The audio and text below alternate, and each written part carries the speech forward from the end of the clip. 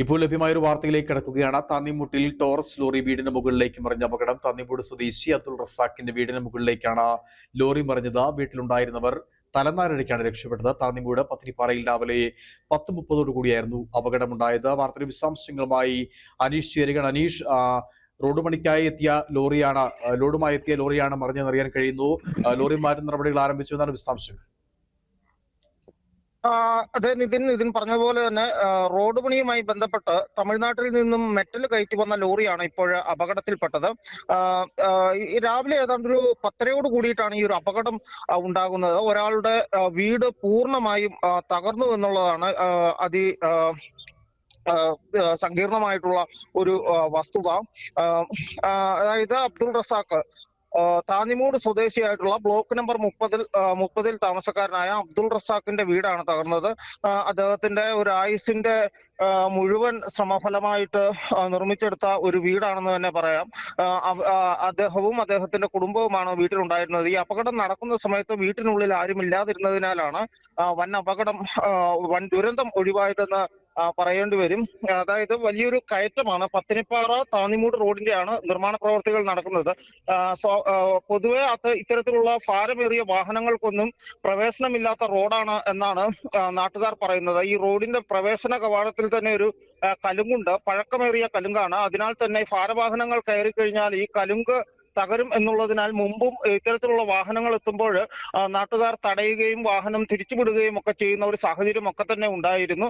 എന്നാൽ ഇന്ന് ഈ റോഡ് പണിയുടെ ഭാഗമായിട്ടുള്ളതിനാൽ ആരും തടയുവാൻ വേണ്ടിയിട്ട് ശ്രമിച്ചില്ല എന്നുള്ളതാണ് നമുക്ക് മേഖലയിൽ നിന്നും നാട്ടുകാരിൽ നിന്നും അറിയുവാൻ വേണ്ടി സാധിച്ചത്. അതായത് ഒരു വലിയ കുത്തുകയറ്റത്തിലാണ് ഈ വാഹനം നിയന്ത്രണം നഷ്ടമാകുന്നത്. കുത്തുകയറ്റത്തിലേക്ക് കയറുന്ന ഭാഗത്ത് വെച്ച് നിയന്ത്രണം നഷ്ടപ്പെട്ട് വാഹനം പുറകിലേക്ക് ഉരുളുകയായിരുന്നു. ഈ ഒരു കട്ടിങ്ങിന് താഴെയായിട്ടാണ് ഈ വീട് സ്ഥിതി ചെയ്യുന്നത്. ഈ കട്ടിങ്ങും കടന്ന് വീടിന് മുകളിലേക്കാണ് ഈ ലോറി വലിയ ഭാരവാഹനം പതിച്ചത്. അപ്പോൾ തന്നെ ആ വീട് ഏതാണ്ട് പൂർണ്ണമായും തന്നെ തകർന്നു എന്ന് തന്നെ പറയാം. അതായത് വീടിന്റെ ഏതാണ്ട് 3ഓളം റൂമുകൾ, ആകെ 4 റൂമെങ്ങാണ്ടാണ് ആ വീടിനുള്ളത്.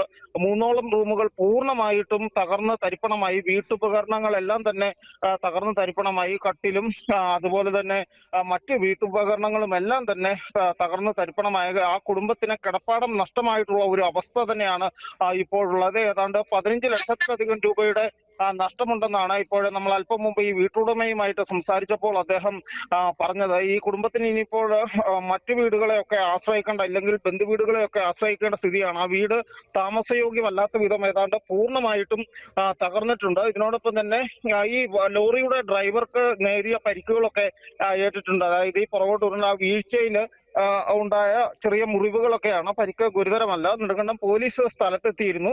ഇപ്പോഴും നാട്ടുകാർ ഉൾപ്പെടെയുള്ളവരെ അവിടെ തടിച്ചുകൂടി നിൽക്കുകയാണ്. വാഹനം ഇനി കയറ്റണമെങ്കിൽ മണിക്കൂറുകളുടെ ഒരു പരിശ്രമം ഒക്കെ തന്നെ വേണം. അതായത് ഫുള്ള് നിറഞ്ഞിട്ടുള്ള ലോഡായിരുന്നു. മിറ്റിലാണ് പൂർണ്ണമായിട്ട്. മിറ്റിലൊക്കെ നീക്കം ചെയ്തതിന് ശേഷം മാത്രമേ ഈ വാഹനം അവിടുന്ന് കയറ്റുവാൻ വേണ്ടിയിട്ട് സാധിക്കുകയുള്ളൂ. അത് എന്താണെങ്കിലും വൈകുന്നേരത്തോടു കൂടിയൊക്കെ അത്തരത്തിലുള്ള നടപടികളിലേക്ക് കടക്കുമെന്നാണ് നമുക്ക് മനസ്സിലാകുന്നത്. തമിഴ്നാട് സ്വദേശിയുടെ വാഹനമാണ് ഇത്തരത്തില് അപകടത്തിൽ പെട്ടത്. നിതിൻ. ശരി അനീഷ്.